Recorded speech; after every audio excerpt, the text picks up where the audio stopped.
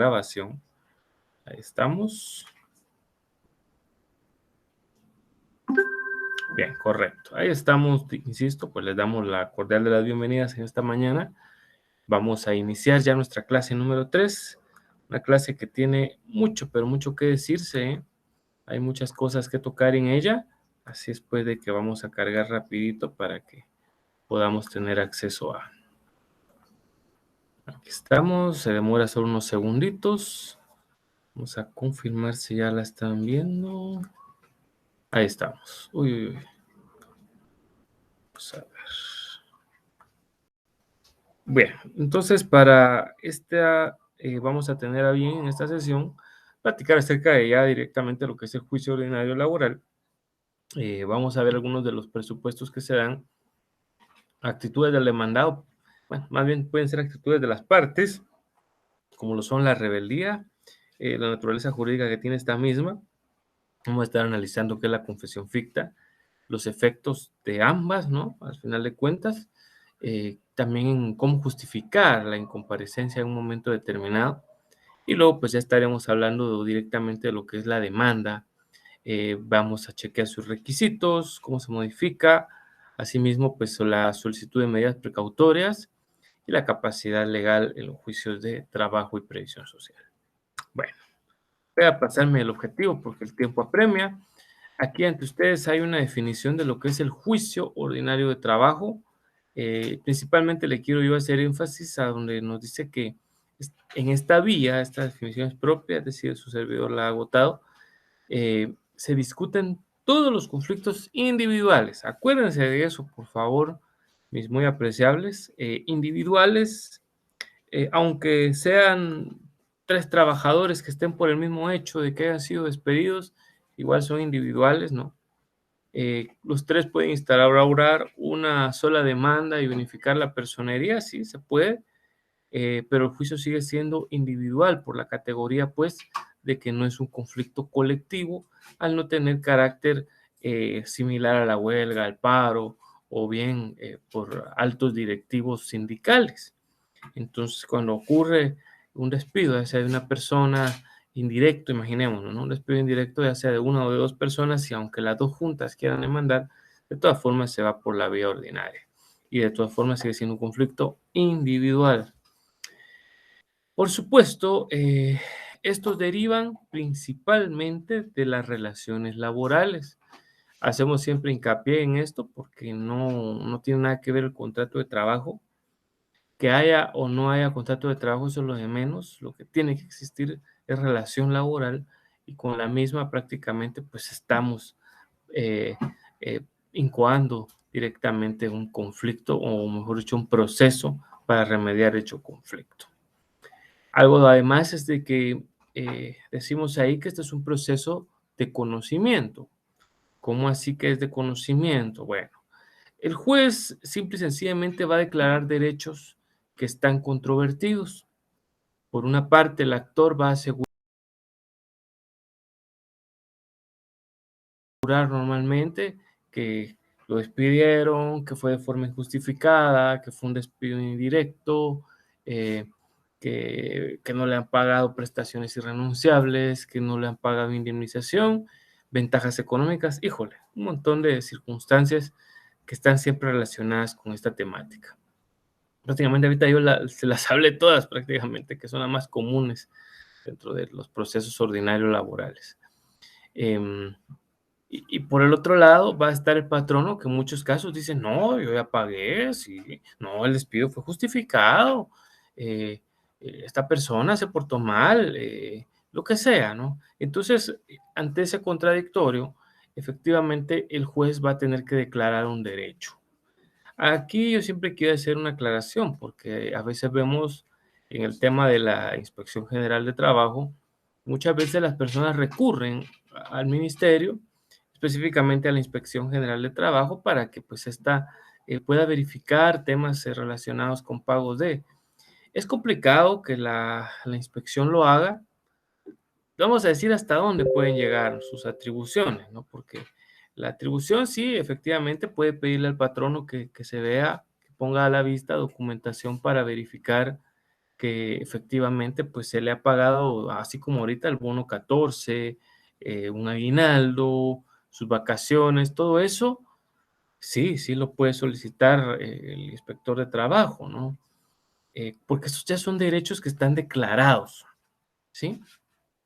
¿Cuándo no? Puede el inspector de trabajo solicitarle a, a la parte patronal, ¿verdad? Cuando principalmente ocurre aquello de que uno dice que sí fue trabajador y el patrono dice no es trabajador. Hemos visto en pero en muchas ocasiones que los inspectores de trabajo, dice el patrón, no, es que no es mi trabajador, se le llamaba eventualmente para realizar alguna actividad y se le pagaba y ya, pero esta persona nunca fue trabajador de nosotros. Él, digamos, se tenía que pintar algo, se le llamaba una vez cada 6 meses o una vez cada 2, 3 meses. Él como también es plomero, ahora ya es fontanero, ¿va? Porque ya no son de plomo las cañerías. eh, pues él igual iba y reparaba y adiós, pero en las mismas nunca era que fuera. Y el señor dice, no, bien, yo tenía un horario, yo aquí el otro. Entonces, ahí es donde principalmente juega aquello de que es un juicio de conocimiento y donde ya la inspección de trabajo pues ya no puede venir e inclusive sancionar, porque a veces hemos visto que el patrono pone ahí documentación donde dice, no, aquí está la nómina, aquí están mis planillas de mis trabajadores, ahí está, mírenlas. Eh, y como pueden ver, el nombre de él no aparece porque él no era el trabajador regular, pues él era un trabajador accidental. Eso, digamos, es una de las situaciones que normalmente están eh, siempre, diría yo, eh, a punto de una línea delgada entre, pues, ¿qué hacemos? Y normalmente dicen los inspectores sancionamos, ahí ya no pueden sancionar. Se necesita, sí o sí, que sea declarado por un juez competente el derecho, ¿no? Eso se necesita. Entonces, es una de las situaciones a tomar en consideración y por eso les decimos, son juicios de conocimiento, son procesos de conocimiento los que van a venir a hacer que el juez declare el derecho controvertido. Por supuesto, ¿qué pasa si el inspector de trabajo, porque esa es otra, una duda que es recurrente, dice, bueno, los inspectores de trabajo solicitan que pague, digamos, el bono 14, porque eso sí es algo, no es algún derecho que tenga que estar controvertido, ¿verdad? Eso está claro que ya está en la ley que se tiene que pagar. Entonces va y le dicen, bueno, pues, le vamos a dar, este, vamos a ver, se tenía que pagar según la normativa la primera quincena de este mes, de julio, que está ya terminando, por cierto, hoy es último día ya de julio. Entonces le dice que definitivamente lo van a sancionar y que aquí que allá si no paga el bono 14. Eso sí lo pueden hacer porque le pueden requerir el pago. Ahora bien, lo más que hace la inspección es que o paga o multa, y hasta ahí se entiende. Ahora, el órgano jurisdiccional no solo puede establecerle una multa, sino que ahí sí hay herramientas para obligar al patrono a pagar. Entonces, veamos hasta dónde, por eso tiene atribuciones eh, las autoridades administrativas, es decir, el Ministerio de Trabajo, y también hasta dónde llega ya lo que son los órganos jurisdiccionales. Entonces, esto pues se lo decimos para que ustedes lo tengan bien en cuenta, no hayan ahí como quien diga errores, ¿no? Para que no tengamos inconvenientes, insisto. Vamos a ver. Aquí tenía ahí una nota, pero ya la perdí. Y aquí tengo una nota que les quería hacer ver, pero bueno, entonces esto es en cuanto al tema de lo que es el juicio ordinario de trabajo, ¿verdad? Repitiendo que es un conflicto donde se ven temáticas principalmente individuales, en la que pues desde luego bastará con que exista una relación de trabajo y que por supuesto son procesos de conocimiento. Eso es el juicio ordinario laboral. Ahora, hablemos de los presupuestos que se dan, o sea, esta puede ser una actitud del demandado, pero ojo, no solo el demandado, también la parte actora puede incurrir en ella. Quizá por ello es de que no aparece un título específico, de hecho, en el propio programa donde diga actitudes del demandado de la rebeldía. Por supuesto que quien más comete la rebeldía es el demandado, no lo vamos a negar, pero también podría incurrir el actor en rebeldía, pero eso es un grado mucho menor. Entonces, ¿qué nos dice acá? Vamos a analizar esta breve definición, es breve pero muy sustanciosa, porque nos dice que la rebeldía es una ausencia deliberada. Deliberado es como decir premeditado, con el deseo de, ¿no? Eso es lo deliberado. Cuando le dice, "Ay, esta, yo he escuchado personas que más de alguna ocasión, mire, tiene una llamada, yo no voy a ir, y yo no voy a ir, y ahí que miren qué me hacen, ya después están llorando, ¿verdad? Entonces hay una ausencia deliberada de no querer asistir, ojo, porque eh, hay que decirlo, en materia judicial, pues es la rebeldía, en materia administrativa multan cuando desde luego no va la persona a la citación que realizara el Ministerio de Trabajo. Y esa atribución está en la ley, ¿no? El ministerio puede hacer ese tipo de cobros, ¿verdad? Cuando la persona fue legalmente notificada y no quiso comparecer a una audiencia. Pero bueno, volviendo al ámbito judicial, les estoy explicando a veces esto, mencionar un poquito lo administrativo con lo judicial, porque muchas veces no entendemos la delgada línea que divide a una u otra, ¿eh? Y porque he visto yo principalmente que inclusive abogados confunden ciertos términos y ellos consideran de que se pueden hacer ciertas cosas en, digamos, mejor dicho, en el ámbito administrativo no se pueden establecer multas, se puede renunciar a, a la acción, etcétera. Eso es lo que creen y la verdad al final resulta que se llevan una sorpresa, ¿verdad? Porque en lo judicial ya hablaremos en su momento de que el actor puede renunciar al proceso, ¿sí? Y el juez lo termina. A pesar de que hay impulso procesal de oficio, el desistimiento por querer llegar al proceso es algo que ocurre. En la vía administrativa ocurre algo llamativo, porque está bien la persona que denunció ante el Ministerio de Trabajo, eh, realizó su denuncia, se citó al patrono, pero es aquí donde viene la situación, cuando el inspector le pide un montón de cosas al patrono, y aunque el denunciante haya renunciado, ya le hizo la petición de que le ponga a la vista varios documentos, porque esa es la misión, que es la competencia legal de la Inspección General de Trabajo, ¿verdad? Entonces, si no se las ponen a la vista, la Inspección de Trabajo puede multar. Fíjese bien. Esto pues se lo quería yo mostrar en el artículo 178, donde dice la Inspección General de Trabajo, el Código de Trabajo, ¿verdad? Por supuesto, 178. La Inspección General de Trabajo, por medio de su cuerpo de inspectores y trabajadores sociales, debe velar porque patronos y trabajadores y organizaciones sindicales cumplan y respeten las leyes, convenios colectivos y reglamentos que norman las condiciones de trabajo y previsión social en vigor o que se emitan en lo futuro. Entonces, ahí está, en el 281 están todas las atribuciones. A esa les voy a pedir que ustedes le echen un vistazo, porque yo ahorita les hablaba eh,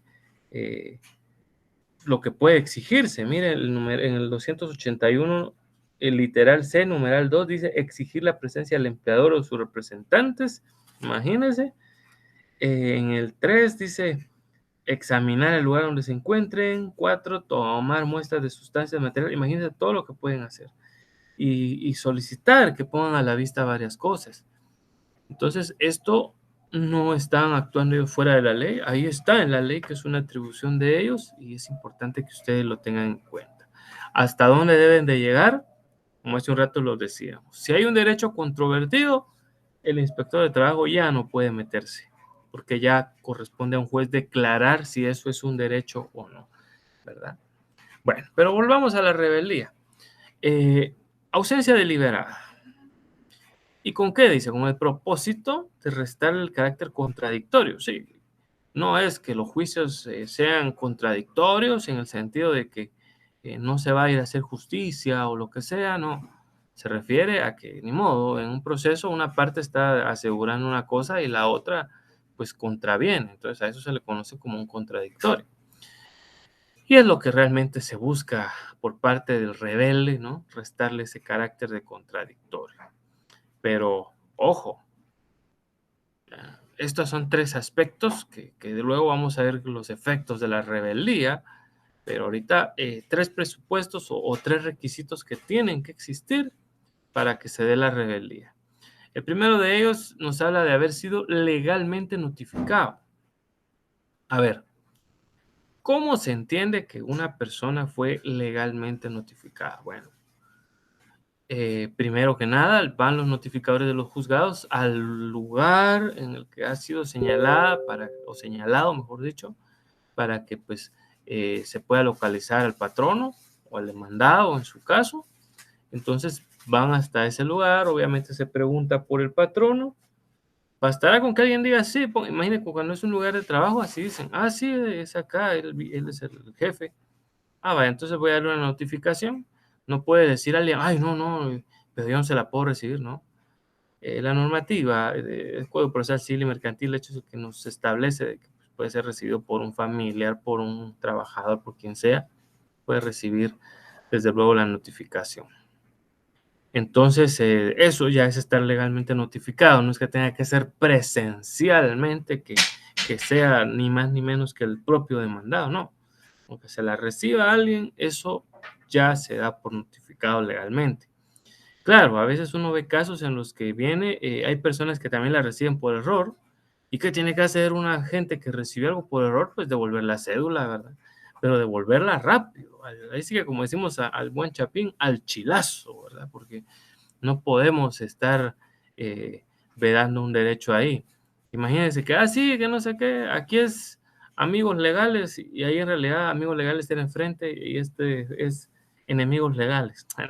No, este bufete se llamaba Los Legales. Entonces, ay, joder, como solo escuché Los Legales, recibí la cédula, pues ahora me va a tocar devolverla, ¿verdad? Comparezco, en virtud que accidentalmente el bufete Los Legales recibió esta cédula, eh, se la devuelve al órgano jurisdiccional para que pues respete el derecho dado que los amigos legales es otro bufete, nosotros somos los legales, por darle un ejemplo. Entonces se devuelve la cédula de notificación. Pero, insisto, la recibió, no se opuso a la devolución, entonces está legalmente notificado. El segundo elemento nos dice acá que es no comparecer a la audiencia. Estos son tres presupuestos que yo les digo, una vez los aprendí, nunca se me olvidaron, y eso es lo que yo espero en esta sesión. Ustedes yo sé que ya los conocen. Entonces, por favor, bueno, ayer tenía estudiantes que no eran ya no eran estudiantes graduados, o sea, para graduarse, sino que eran del sexto semestre, me estaban comunicando algunos. Entonces, yo no sé si ustedes son del sexto semestre, pero indistintamente, si es primera vez que lo conocen, pues igual creo que pongan la atención y con esto que estamos viendo, yo considero que pues no se les va a olvidar. Son solo tres los presupuestos. Luego decimos que de no comparecer, la tercera es no prestar la justificación dentro del plazo establecido.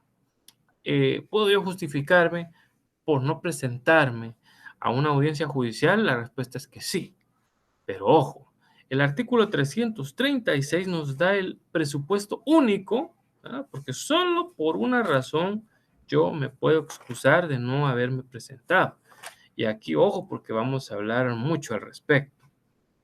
Entonces dice el artículo 336 del Código de Trabajo, las partes podrán excusarse únicamente, repito, únicamente, y discúlpeme que vuelva a repetir, únicamente por enfermedad. Ahí está. No hay más. Hago la pausa. Que sí, que se le murió el papá, que se le murió. Esa no es justificación para faltar a una citación judicial. Y ustedes dirán, ¡hala! Pero ¿en serio? Sí. ¿Ah? Y si la persona eh, se le murió la suegra y solo él estaba, eso no es motivo. La muerte de ningún familiar la ley la ha puesto. solo dice que por enfermedad. ¿Ah? Y aquí quiero extenderme un poquito para explicarles algo más. Las personas jurídicas no pueden, bajo ninguna circunstancia, invocar esta situación. Fíjese que veía yo un memorial y de veras, esto es real, obviamente no voy a decir nombres por no faltar a la ética, pero de, de un colega que de veras, qué vergüenza, viene y dice, es que yo no pude comparecer a la audiencia programada porque tenía otra audiencia a la misma hora en otro juzgado de allá de Sololá. Y ustedes dirán, pues que parece coherente.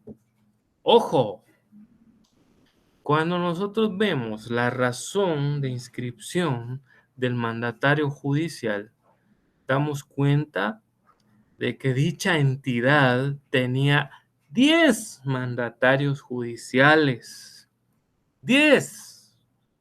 Y es que una persona jurídica normalmente jamás va a tener un representante legal, mis muy apreciables. Jamás. Por nada del mundo. Mínimo va a tener 2, ¿verdad? Entonces, está bien, usted no podía estar aquí porque tenía que irse allá a Sololá, qué bueno, pero cualquiera de los otros 9 sí podía venir a la audiencia. ¿Me explico?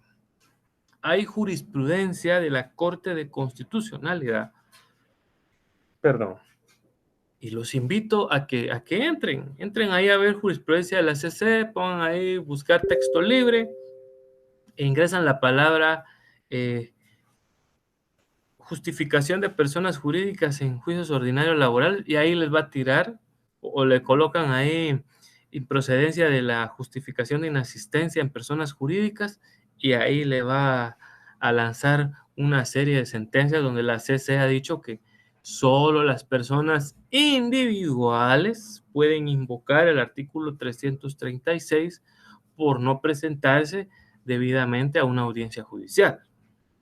Solo las personas individuales, ¿verdad? No personas jurídicas, es decir, no sociedades. Las sociedades no pueden excusarse.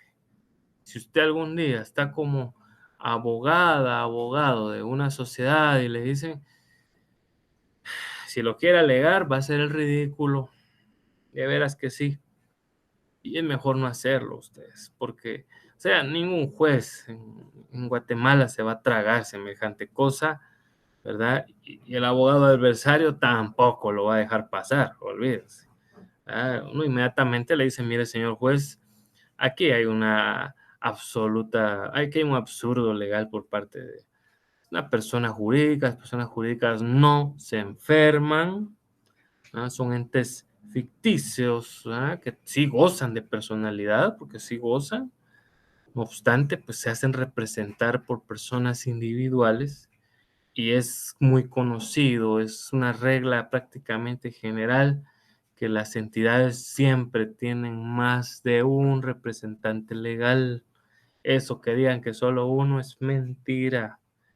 Y entonces, y aunque solo vaya ahí el razonamiento de uno, usted puede ir preparado y lleve la jurisprudencia de la CC y demuestra que le diga al juez, mire, señor juez, la CC claramente dice que en relación al artículo 336 y a la justificación por inasistencia de enfermedad, este es coherente solo para las personas individuales. Hay un montón, ya le digo, esa sí es jurisprudencia, porque hay mucho en ese sentido. Ojo, también quiero darles, y esto es pan para su matate, decía mi abuelita, ¿verdad? A veces van a disculparme si utilizo términos chapines, me siento muy orgulloso de ser guatemalteco, y aunque hablo técnicamente también, pues también hablo como chapín, pero es para que usted no se me vaya a dormir, para que usted esté también ahí conectada y conectado. Quería decirles, también a la audiencia que se programa, digamos, por el Ministerio de Trabajo, cuando los inspectores mandan a llamar al patrono, también para justificarse, porque también a usted le puede tocar estar del lado del patrono, y si efectivamente el patrono está enfermo, pues usted puede justificarlo a partir del artículo 336, pero también solo por enfermedad. Bueno, termino de leer el 336 y voy a ampliar en este punto, porque aquí hay cositas que de repente a ustedes les pueden causar incertidumbre. Vamos a ver, dice, la parte podrá excusarse únicamente por enfermedad y el juez aceptará la excusa una sola vez. ¿Cuántas? Una sola vez. Siempre que haya sido presentada y justificada documentalmente, ese documentalmente subrayenlo, ahorita les voy a decir yo con qué documentos, antes de la hora señalada para el inicio de la audiencia. Ahorita vamos a ver que también hay otro plazo, pero esa primera situación subrayala. Vamos a ir paso por paso. ¿Qué documentos? Les dije yo, bueno. El que tiene que ir sí o sí es el certificado médico debidamente firmado y timbrado por el facultativo. No pueden ponerle ahí una notita del doctor Simi. Yo creo que ya ni existe el doctor Simi. No pueden ustedes colocarle ahí la factura de medicina, ¿no? Eso tampoco.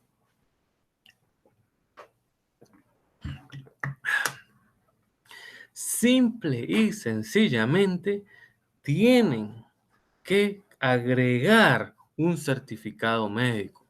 Ahí es donde el facultativo va a expresar que la persona tal por encontrarse grave, por encontrarse muy enfermo, hospitalizado o porque, así como ahorita que el COVID, que es la enfermedad de moda, podríamos decir, ¿no? La que es la pandemia que nos está afectando. Y tengan mucho cuidado, por cierto, hay personas a las que les ha dado muy suave, a otros nos ha dado algo fuerte, otros muy fuerte y otros se han muerto.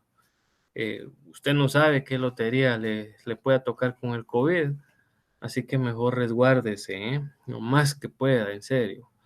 Eh, a los quienes nos ha dado un poquito fuerte y nos ha costado respirar, decimos, ah, qué fea esta enfermedad, en serio que sí, en serio que sí, y ya teniendo vacunas. Mi primo, me acuerdo yo que cuando le dio la primera vez el COVID casi se nos muere, ¿eh? No habían vacunas. Ahorita ya lleva la tercera dosis de vacunas y les cuento de que le dio, por cierto, como a los 2 meses que se había vacunado, le dio COVID, pero le dio suave, muy suave. Entonces decimos, bueno, la vacuna sí funciona, porque la primera vez se puso muy malo. Él hasta decía, yo creo que me voy a morir. Y pues casi, porque por poquito, el oxígeno lo tenía muy bajo. Bueno, perdonen que me ponga a hablar de esto, pero también es la salud y pienso que vale la pena tenerlo en consideración. Pero ¿qué pasa si una persona se infectó de COVID? No solo mande la notita donde está infectado, siempre hay que ponerle el certificado médico. Por eso que estamos hablando de lo documental. Aunque pues, el COVID es obviamente un motivo para que una persona no vaya, es una enfermedad infectocontagiosa y como ya dijimos, no sabemos de qué suerte le vaya a tocar. Para buenas es solo suavecito, como gripita, para buenas casi se queda sin respirar. Entonces, como no se sabe, es por eso que hay que cuidarse, ¿no? Ya sabe, siempre el certificado médico que no se les vaya a olvidar jamás, jamás, mis queridos y queridas estudiantes, jamás, por favor. Vean lo que dice el segundo párrafo. Si por los motivos expresados anteriormente no fuere posible su presentación en la forma indicada, la excusa deberá presentarse y probarse dentro de las 24 horas siguientes a la señalada para el inicio de la audiencia. Tenemos dos tiempos entonces. Antes de iniciar la audiencia y 24 horas después de terminada la misma. Recuérdense, los abogados vivimos en los plazos muy apreciables. Para quienes fueron mis estudiantes presenciales, que ya llevo, voy para 10 años casi de clases allá en Universidad Rural, ya aprecio mucho a Universidad Rural, no egresé no egresé del pregrado, o sea, el licenciado no me gradué allá, ahorita pues ya de los posgrados, pues primero Dios vamos a egresar ahí de Rural con el doctorado. Pues déjenme decirles de que definitivamente uno pues tiene que poner también en alto a su universidad y demostrando que sabe, ¿no? Entonces, esto no se le puede olvidar a usted, jamás. Ahorita ya usted apuntó y como se lo grabó muy en el fondo de su mente y de su corazón, ya sabe qué es lo que tiene que agregar para justificar que la persona efectivamente pues está enferma y como tal, porque solo decir está enfermito y no presenta eso, el juez lo declara sin lugar y se va por rebelde. Así que, por favor, ya sabe, se justifica de forma adecuada. Algo más que les decía, a la Inspección General de Trabajo, también, si la persona no puede asistir, no solo, que no asista, no, por favor, lo van a multar por no asistir. Y son multas, no me falla la memoria, entre 2 a 6 sueldos mínimos. Entonces ya es plata, ¿no?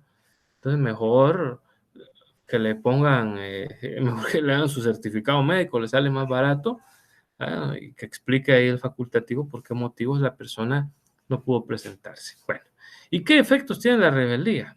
Bueno, 3 efectos muy considerables que hay que tomar en consideración. Uno, da por sentado los argumentos del adversario. ¿Sí? Imagínese, dijo el actor, señor juez, este señor patrono me despidió injustificadamente, no me pagó indemnización, no me pagó aguinaldo, no me pagó 1.14, no me pagó las vacaciones de los últimos 5 años, eh, no me pagó el ajuste salarial, me desquitaba X y resulta que no pagaba X. Híjole, una serie de reclamos, pero como no hubo nadie que se opusiera y como está rebelde, el juez lo tiene que dar por sentado. Sí, así es. ¿Y cuántos años trabajó ahí? Yo trabajé 20 años, señor juez.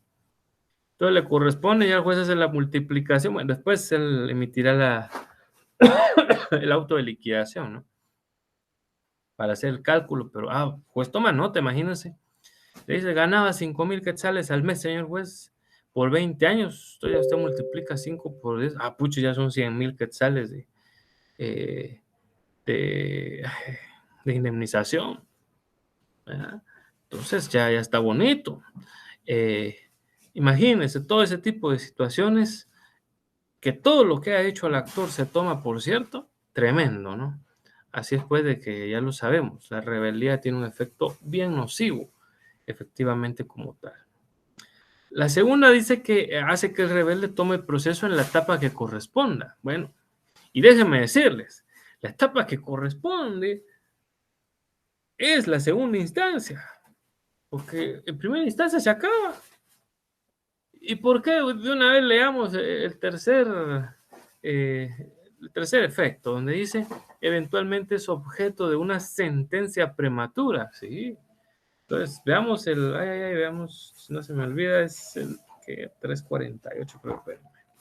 Ahorita les digo qué artículo es, porque a veces también la memoria nos quiere fallar, ¿verdad? Pero tranquilas y tranquilos. Yo me acuerdo que es el 348, pero vamos a ver. No. Es el. Ahorita le digo cuál es este de la sentencia, ¿no? Para que no se nos vaya a olvidar. Es el 358. Ya la mente a veces, disculpen, pero 358. Ahí está la sentencia. Esta prematura. ¿Y por qué yo le digo que nos vamos a segunda instancia? Porque no se puede hacer más. Vea lo que dice. 358. Cuando el demandado no comparezca a la primera audiencia sin justificación y hubiere sido legalmente citado para prestar la confesión judicial en la misma, bajo los apercibimientos correspondientes, el juez, sin más trámite, dictará sentencia dentro de 48 horas de celebrada la audiencia respectiva. ¿Lo ven? Este artículo, el 358, nos recordó los presupuestos de la rebeldía, ¿no? Haber sido notificado legalmente, no haber comparecido, no presentar la justificación. Y nos dice que se dicta la sentencia dentro de las 48 horas después. ¿Por qué no inmediatamente? Si alguno de ustedes ahorita lo dijo, porque uno tiene 24 horas para presentar la justificación, quien respondió así en su mente, excelente. Un gran aplauso para ustedes. Efectivamente, se acuerda de que en el artículo 336 tenemos el plazo de 24 horas para que efectivamente se haga valer alguna justificación, porque también se entiende, y no es mentira, de que una persona pues de repente estaba muy sana el día sábado, el domingo se enferma, el día lunes está muy mal, y el lunes era la audiencia, entonces usted como abogado o abogada se viene a enterar hasta ese mismo lunes, entonces llama y le dice, Lick, disculpe, pero estoy aquí en la casa moviéndome, me comí algo, me intoxiqué y me siento re mal y que bueno, entonces vaya ahorita con el doctor, vamos a preparar que le haga un certificado médico y lo presentamos a primera hora, porque tenemos que justificar por qué motivos usted no se presentó el lunes a la audiencia de las 9. Entonces, eso es lo que nos quedaría, ¿verdad? Entonces vemos nosotros de que tenemos esas 24 horas y por eso es que la sentencia se dicta dentro de las 48. Es decir, ya pasaron las 24 horas de plazo y el juez entonces a las 24 horas después emite la sentencia de primera instancia. Por eso les digo, eso del segundo efecto donde dice hace que el rebelde tome el proceso en la etapa que corresponda, prácticamente lo está lanzando a la segunda instancia. Va a tener que presentar un recurso de apelación y a ver si la sala o ante la sala logra ganar, porque es bien complicado.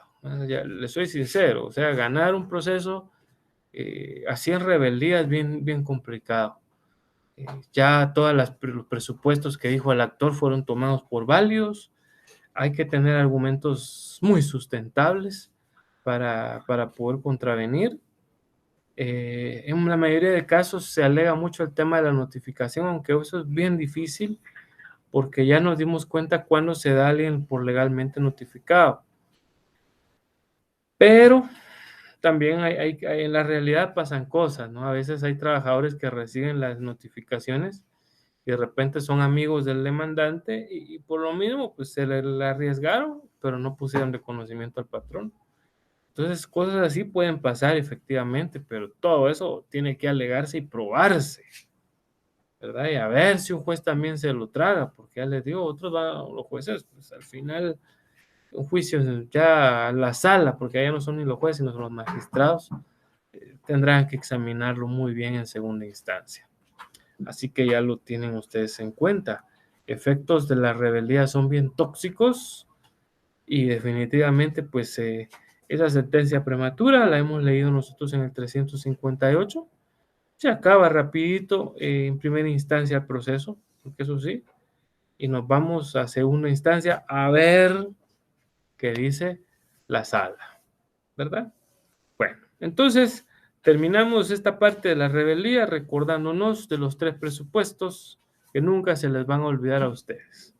Yo creo que así como a usted jamás se le van a olvidar los nombres de sus exnovias o exnovios, igual no se le van a olvidar los nombres de estos presupuestos de rebeldía, ¿eh? Haber sido notificado, no presentarse a la audiencia y no haber presentado la justificación dentro de los plazos señalados en la ley. Y los plazos son, ahí se acuerda, antes de la audiencia o 24 horas después, no más que eso. Y ya les decía, pues eso los abogados vimos en los plazos. A mis estudiantes cuando me decían, Lick, acépteme el trabajo, aunque sea con medio punteo, o la tercera parte del punteo, yo les decía, no. ¿Y por qué? Porque yo se la pedí hace 15 días, para empezar. No se las pedía de un día para otro. Y la segunda, porque los abogados vivimos en los plazos. Yo a usted no lo puedo malacostumbrar a que haga las cosas cuando quiera o cuando pueda. Los abogados estamos en los plazos. Si usted, aunque tenga la justificación, no la presenta en las 24 horas, el juez ya no se la va a dar. Acuérdese. Así que tómelo muy, pero muy en cuenta. Entonces, efectos ya sabemos, se dan por sentados. Todo lo que ha dicho el actor se da por verdad. También alguno de ustedes dirá, ¿y se puede dar la rebeldía por parte del actor? Sí, también el actor. Inclusive recuérdese que el actor puede ser reconvenido, o sea, puede haber sido contrademandado. Y también el actor, pues que después se vuelve demandado, también puede incurrir en rebeldía. Por supuesto, también es así. No lo vamos a negar, puede suceder lo mismo y los efectos son los mismos y los requisitos también serán siempre los mismos. Así es pues de que ya lo saben. Bueno, hablemos ahora de la confesión ficta. Antes que nada, para que exista confesión ficta, la parte procesal que, que va a solicitar la misma tuvo que haber pedido previamente un medio de prueba que se llama confesión judicial. No tengan pena. En su momento, cuando ya estemos viendo los medios de prueba, vamos a entrar así profundamente hasta cómo se hace una confesión judicial y todo. Todo eso lo vamos a ver, se los prometo. Ahorita, pues solo tengo que hablar de las generalidades, pero entendámoslo. Para que haya confesión ficta, lo primero es que se haya solicitado confesión judicial. Ahorita voy a hablar de forma general qué es eso. Bueno, una confesión judicial es cuando se le pide al juez que se interrogue a la otra parte. Es decir, cuando lo dice el trabajador normalmente, quiero que se le con la confesión judicial de mi patrono, que dice que donde se le pregunte a él que yo efectivamente trabajé, que él me debe, que no me quiso pagar mis vacaciones nunca, qué sé yo, todo eso, mire, eso es la confesión judicial. Normalmente eh, las preguntas ahí se le llaman posiciones, así le colocaron el nombre, no sé por qué, así se le llama el pliego de posiciones.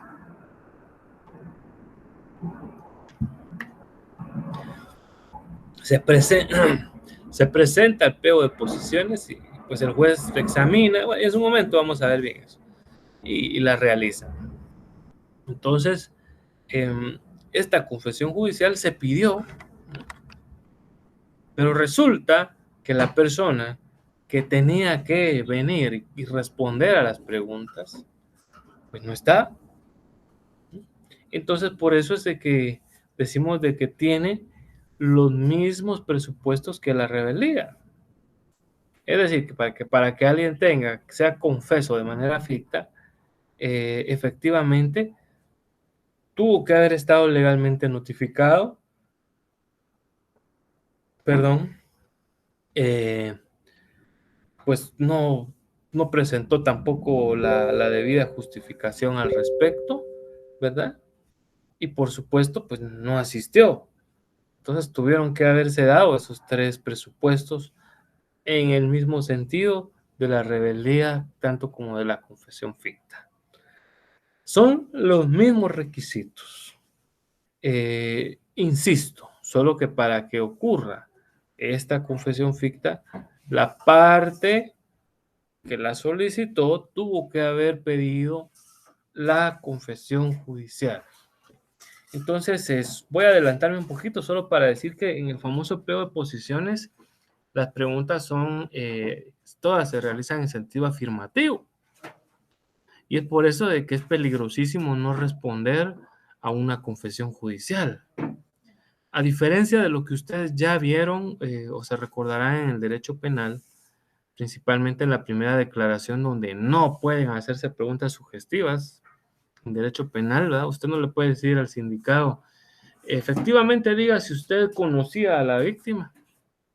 Objeción, señor juez, le va a decir el otro abogado, ¿verdad? Esa pregunta es sugestiva y el juez va a decir con lugar. Abogado, reformule su pregunta. Eso es en penal. Ahora, en laboral, se hace en sentido afirmativo, diciendo, diga al señor juez que efectivamente usted jamás le pagó al señor fulano de tal. Ahí está afirmando, ¿se dan cuenta? Que jamás le pagó. Diga, señor juez, que usted le adeuda al señor fulano de tal lo referente a 3 años de aguinaldo. Ahí está, en sentido afirmativo. Entonces, por eso si la otra parte no comparece, simple y sencillamente, pues como decimos, se lo llevó Judas, porque esas preguntas van como si las hubiera contestado en sentido negativo. Así que mucho cuidado con la confesión ficta. Eh, por eso ahí dice, en la definición que está en sus pantallas, consecuencia de la negativa del demandado a comparecer a prestar confesión judicial. Ahí está. ¿Tiene los mismos elementos de la rebeldía? Los tiene. Así es. Una circunstancia que debemos de decir es que también si la persona se puede eximir de haber sido declarado confeso, si también presenta la debida justificación de acuerdo con el artículo 336, ¿verdad? Esa es la circunstancia. Si presentó su excusa en tiempo, se va a salvar, ¿no? El juez le va a dar chance por una única vez. Solo quiero que tomen en consideración algo. Vamos a regresar al 336. Veamos lo que dice. Vamos al 336. Nos faltó el último párrafo, creo yo. Vamos a ver, dice, si por motivos expresados anteriormente no fuera posible... Vamos a ver, 336 primero. Dice, las partes podrán excusarse únicamente por enfermedad. El juez aceptará la excusa una sola vez, siempre que haya sido presentada y justificada documentalmente antes de la hora señalada para el inicio de la audiencia. Bueno, si por los motivos expresados anteriormente no fuera posible su presentación en la forma indicada, la excusa deberá presentarse y probarse dentro de las 24 horas siguientes de señalada el inicio de la audiencia. En caso se haya aceptado la excusa, el juez señalará nueva audiencia, la cual deberá realizarse dentro de las 72 horas siguientes a partir de la que no se realizó. Esas 72 horas, ya sabemos nosotros que así están solo en la ley. Que eso de verdad se vuelva una realidad sería algo milagroso, ¿verdad? Normalmente ahora los jueces se suspenden, ay Dios mío, con suerte en un mes, 2, 3 meses, si no es que más se realiza la audiencia, ¿verdad? Ahora algo que posiblemente ustedes estén preguntando, bueno, ¿y qué pasa si la persona sigue enferma y no puede comparecer? Ahí está la respuesta, y por eso dije tengo que regresar al 336. En caso persista la causa de la excusa, las partes deben designar un mandatario para que lo represente, otorgándoles facultades suficientes, incluso para prestar confesión judicial. Ahí está, mire, también porque se concatenaba con la confesión judicial. Voy a terminar de leer y explico. Cuando ésta se hubiera podido prestar en forma personal.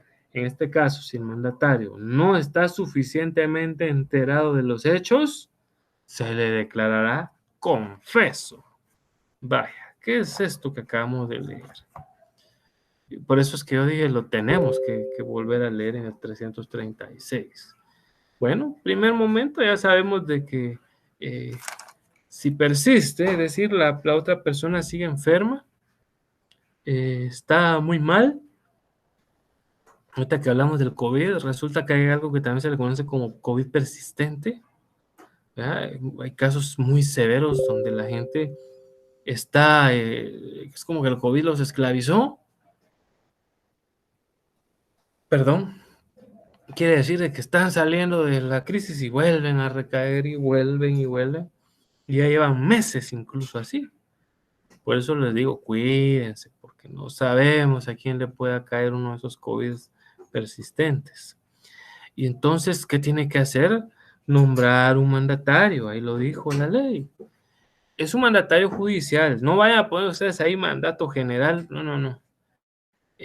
Recordaba yo un amigo, colega, que me decía, él, yo no sabía que el mandato que este señor tenía era un general, hombre.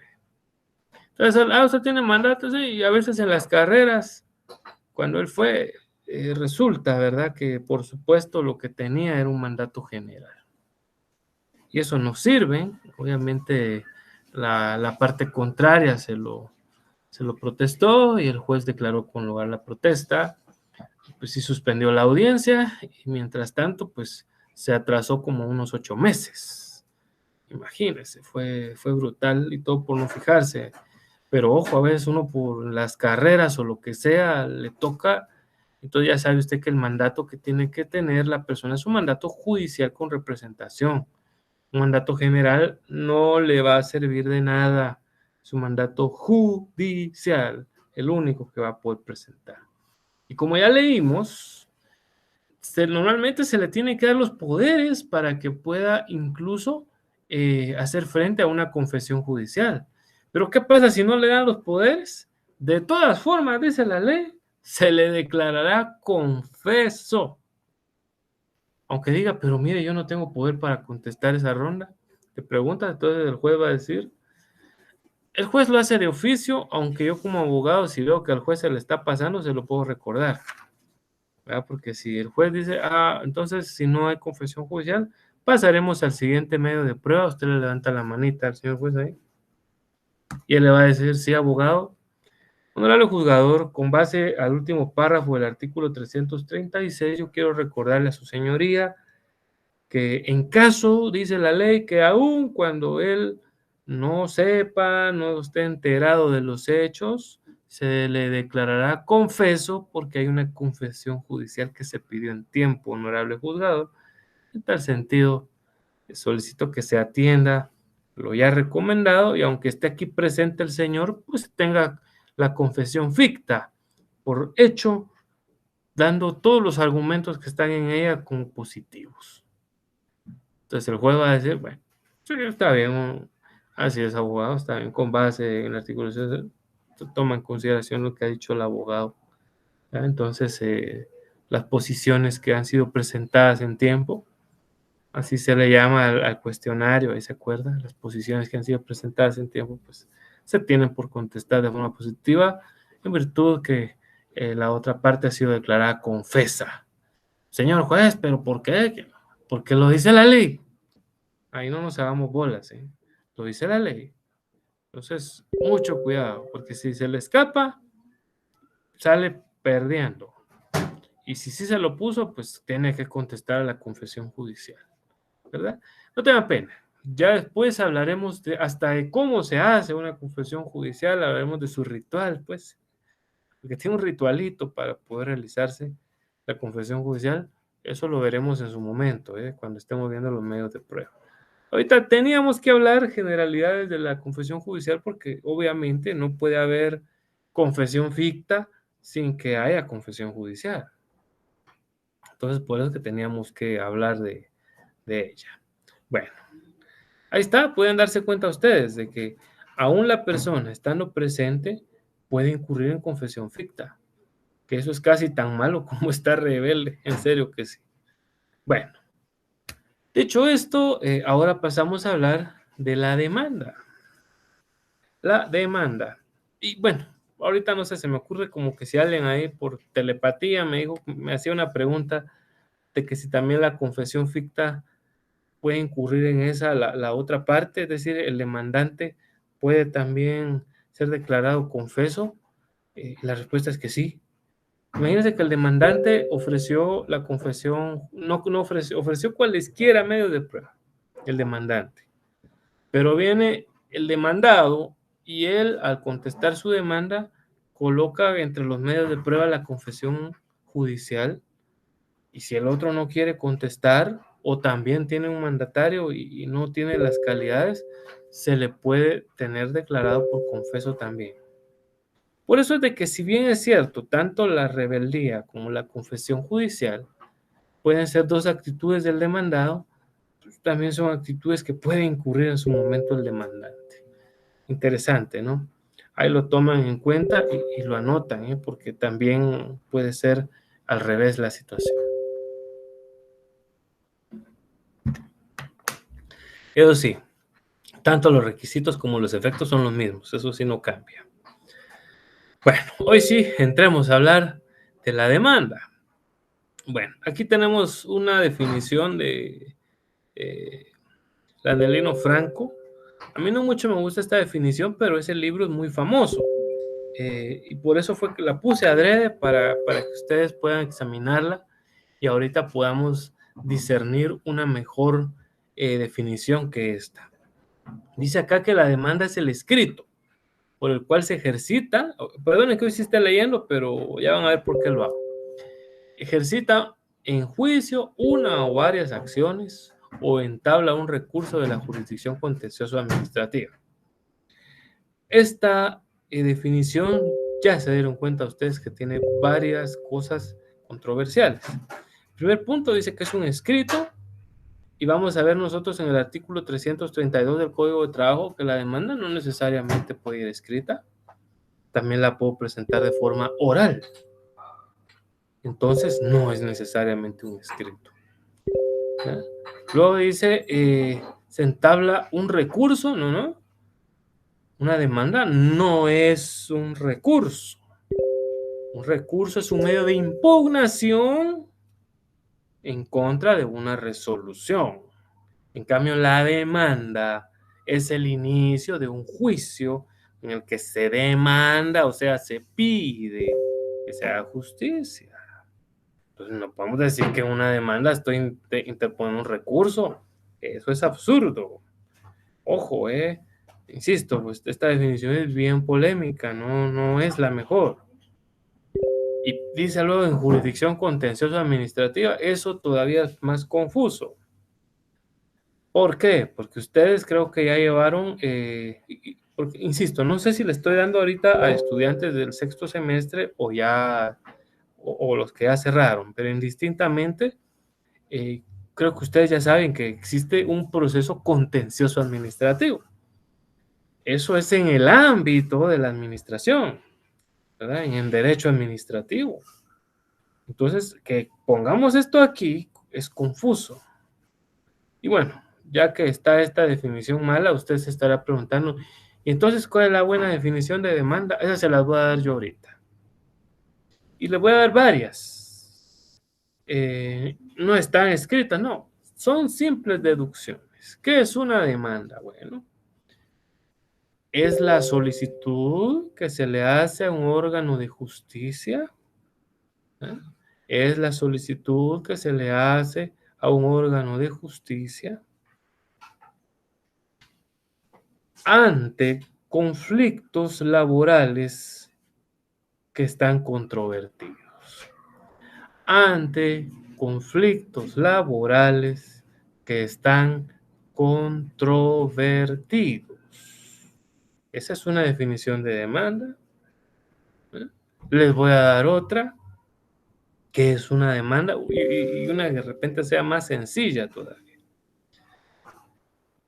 Es el instrumento que se le presenta a los juzgados laborales, es el instrumento que se le presenta a los juzgados laborales para que estos dicten una sentencia, para que estos dicten una sentencia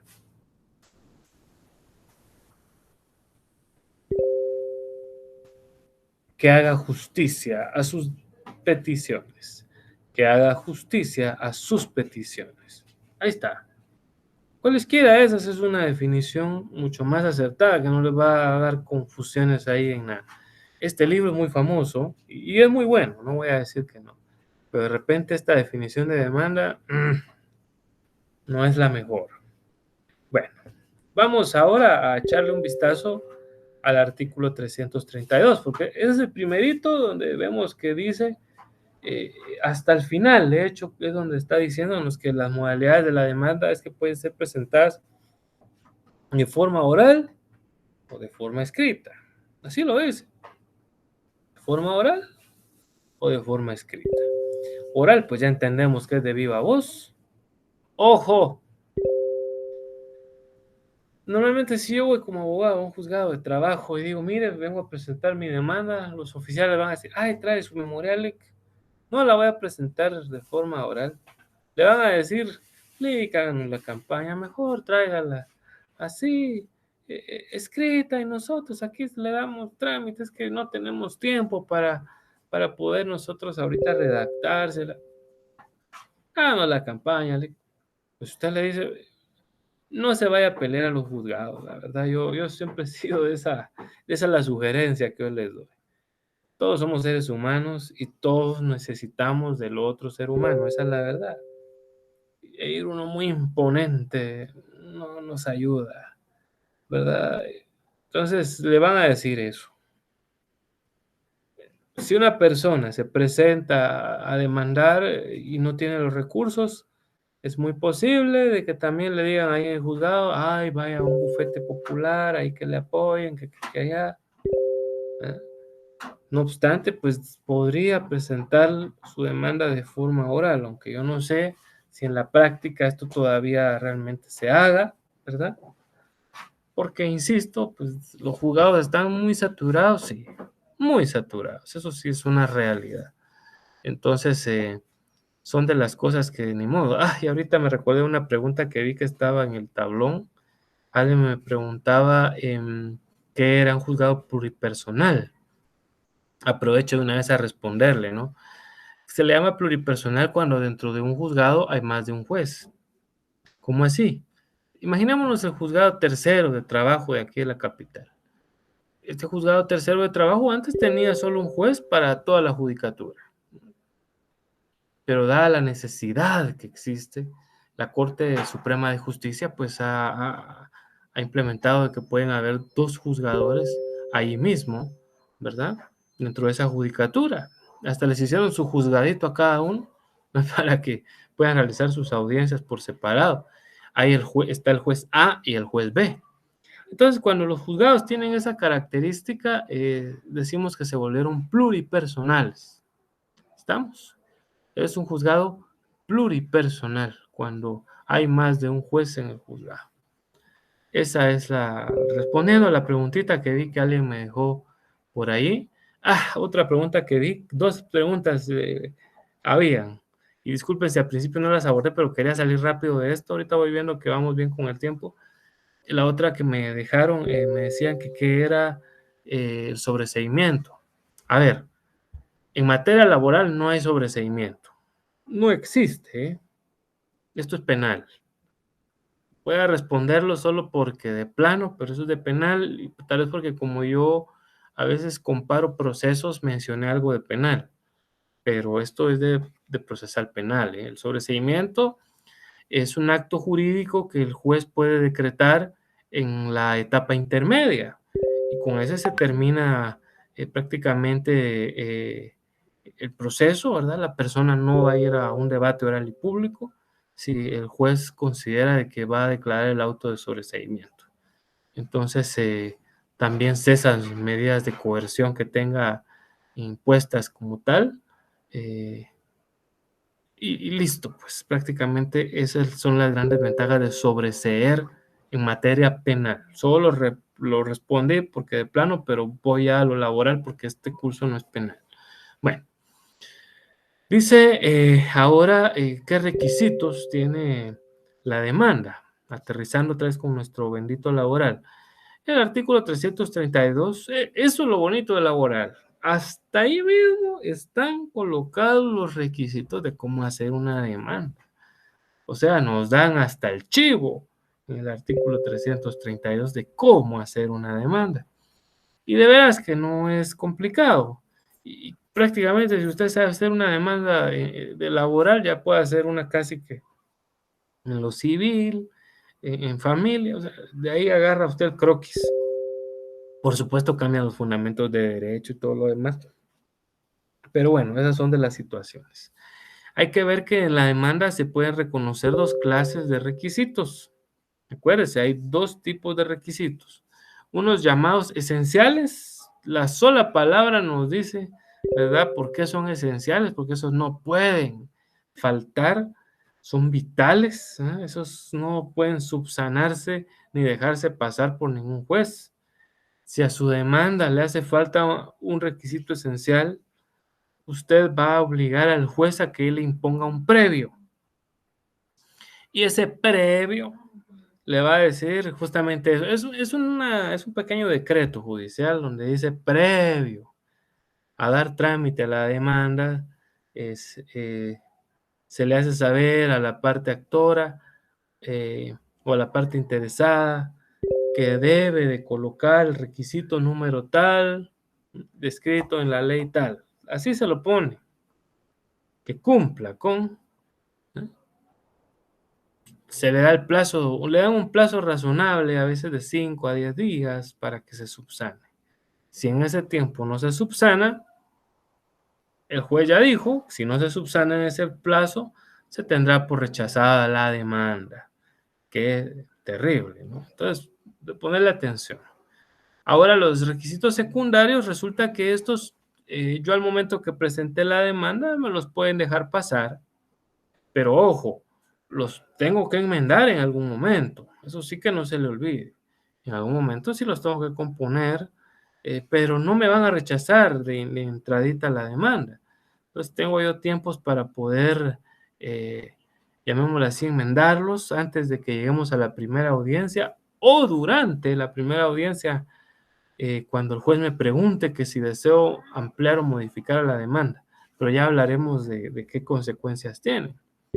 Eso, damas y caballeros, es prácticamente lo relacionado a esos requisitos secundarios. Vamos a leer el 332 y una vez yo les voy a decir cuáles aquí son los requisitos, estos llamados esenciales y cuáles son secundarios. De hecho, de una vez se los voy a decir. El artículo 332, de la literal A la literal D de duende,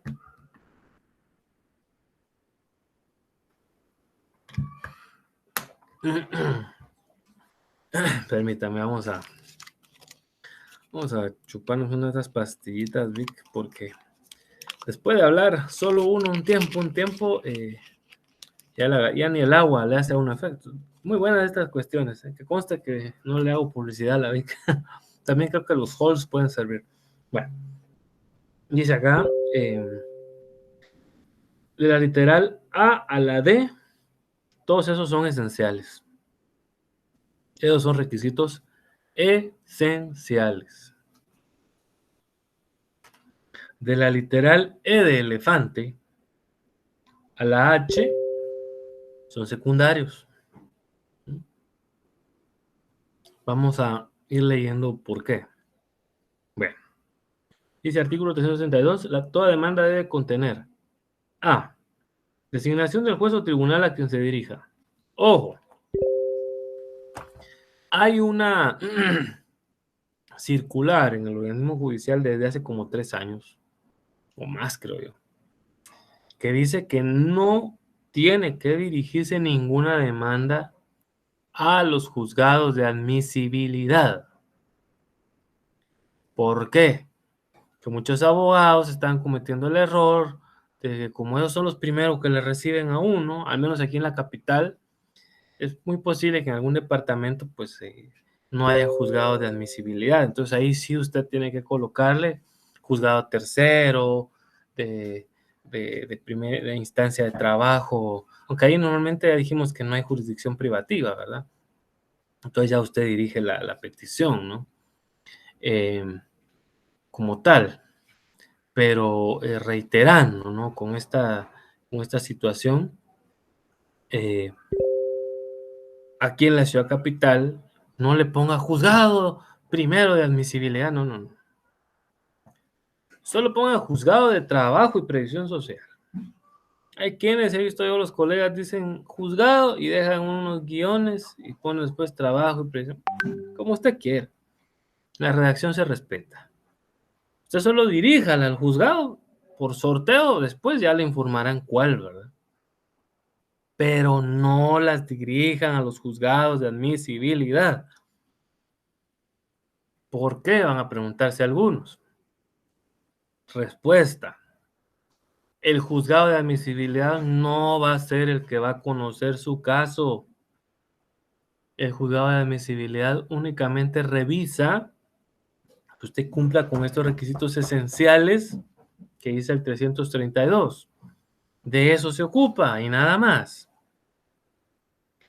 Entonces, ya lo saben, no las vayan a poner al juzgado de admisibilidad. El que haga eso, qué bárbaro, porque no estuvo en mi clase. ¿Mm? Literal B.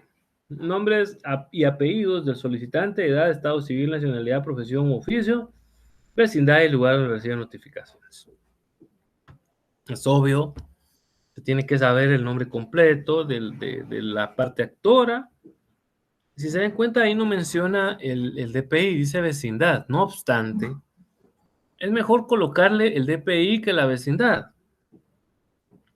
Yo estaba un día viendo que hay algunos colegios que todavía ponen vecino del departamento de Zipacate. A un juez no le interesa tanto donde usted sea vecino, sino que mejor cuál es su número de CUI para identificarlo mejor por cualquier cosa. Así que si suplanta una cosa por la otra, está bien. No hay ningún reparo en ello. Lugar donde recibe notificaciones, últimamente ya hay una normativa de la Corte Suprema de Justicia donde usted tiene que colocar un casillero electrónico. A mí me parece bien porque tenemos que irnos actualizando y la tecnología en muchos casos pues va a hacer que esto sea más rápido, así que a mí me parece bien. Luego dice la literal C, relación de los hechos en que se funda la petición. Traten de ser simple y sencillamente muy concisos, pero al grano.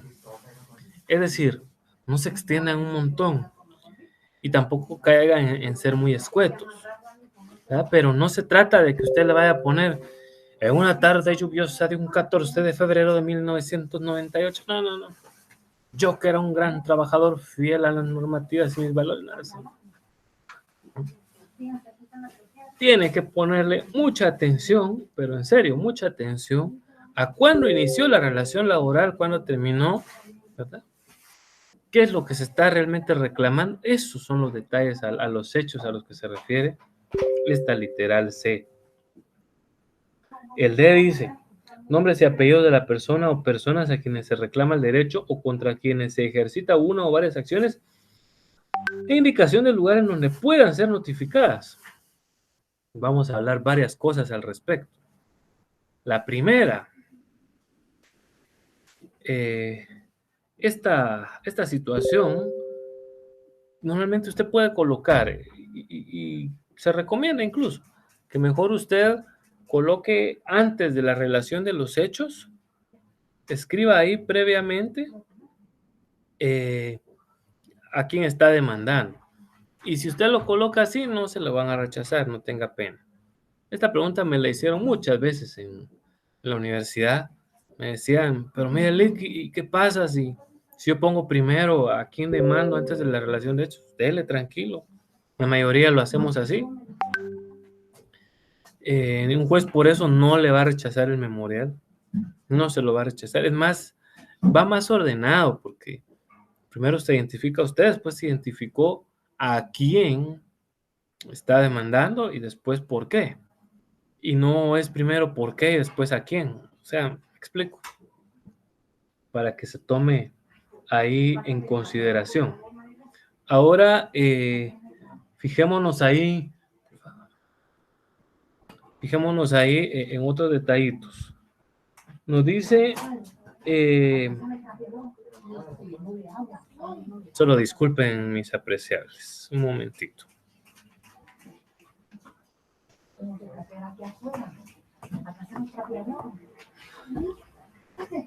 Discúlpenme un momento.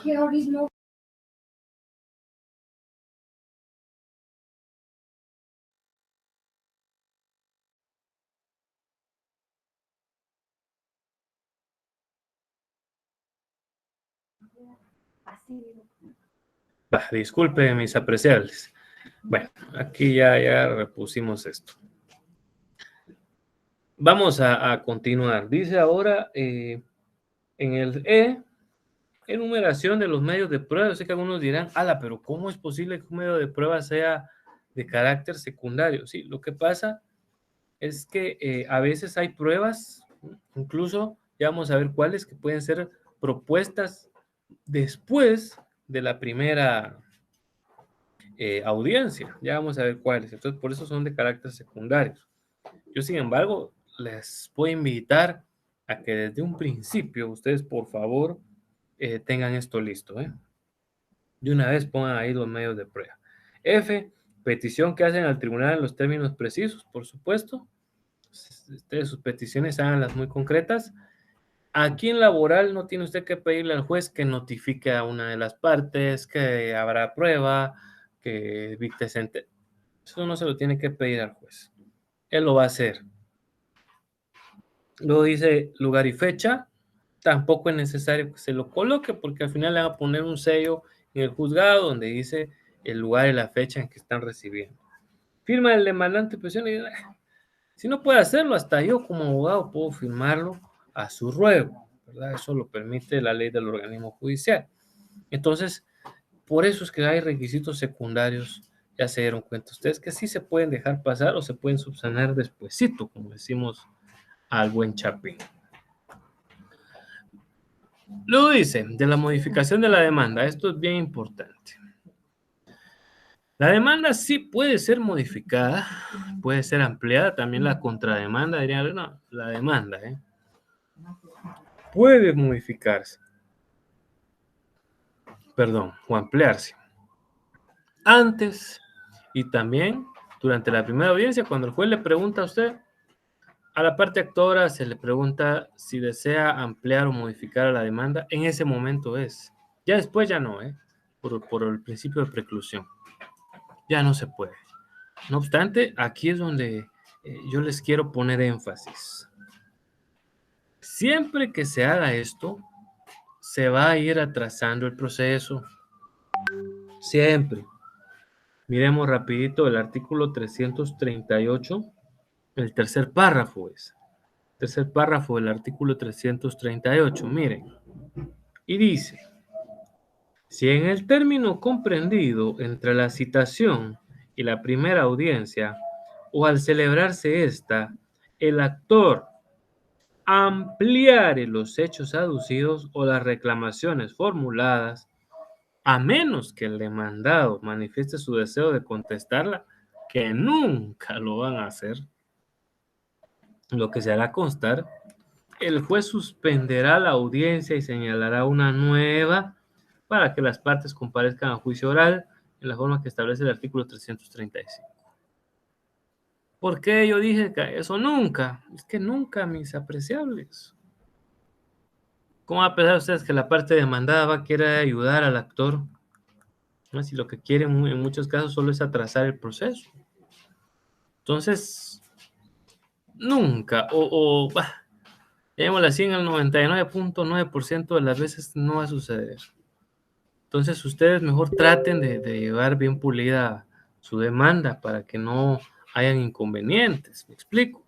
Esa es la sugerencia que les hacemos. Entonces, porque hay suspensión. Ahí está, por eso yo se los coloqué aquí. Se suspende y se reprograma la audiencia. Y esos son meses, pero en serio, meses de atraso. En una ocasión me contestaba ahí alguien que se había tardado en la oficina que tenía donde ella trabajaba casi un año. O sea, a los 11 meses le reprogramaron la audiencia, imagínense. O sea, qué pérdida de tiempo. Tenemos que estar muy atentas y atentos por eso. Mucho cuidado. Bueno, terminamos la sesión de hoy hablando de las medidas precautorias. Estas medidas precautorias, ahora sí voy a regresar un poquito al 332 porque nos las menciona el 332 de forma sutil, pero aquí tenemos que utilizar el artículo, nuestro Código Procesal Civil y Mercantil, porque están en el Código Procesal Civil y Mercantil y no dentro de trabajo. Vean lo que dice el 332 en el último párrafo. En la demanda pueden solicitarse las medidas precautorias, dice, bastando para el efecto acreditar la necesidad de la medida. Ahí está. Solo eso dice. Luego menciona una de ellas. El arraigo debe decretarse en todo caso con la sola solicitud y este no debe levantarse sino hasta acreditar suficientemente a juicio del tribunal. Véanlo. Que el mandatario que se le ha de personar se encuentre debidamente expensado para responder de las resultas del juicio. Y de una vez nos da el chivo para salir. Vaya. Hay un total de 5 medidas precautorias o medidas de garantía o medidas cautelares, como también se le conoce en el derecho civil. La de arraigo es la única que realmente va a valer dentro del proceso laboral cuando está iniciando la demanda. Ya van a ver a qué me refiero. Entonces, el arraigo, por favor, a esta sí, pongámosle atención, el 523 del Código Procesal Civil y Mercantil. Reiterando que es la que se da por excelencia. Luego vamos a hablar un poquito de las otras, ¿por qué no? Dice del arraigo, 523, solo el primer párrafo, Cuando hubiere temor de que se ausente u oculte la persona contra quien deba entablarse o haya entablado una demanda, podrá el interesado pedir que se le arraigue en el lugar en que se deba seguir el proceso. Ahí está. Si usted se da cuenta, ya en el segundo párrafo dice otra cosa que nada que ver, dice el arraigo de los que estén bajo patria potestad, o sea, no tiene nada que ver. Entonces, bueno, ahí hay una breve definición de para qué sirven las medidas precautorias, ¿no? Y dice, para asegurar los resultados del proceso.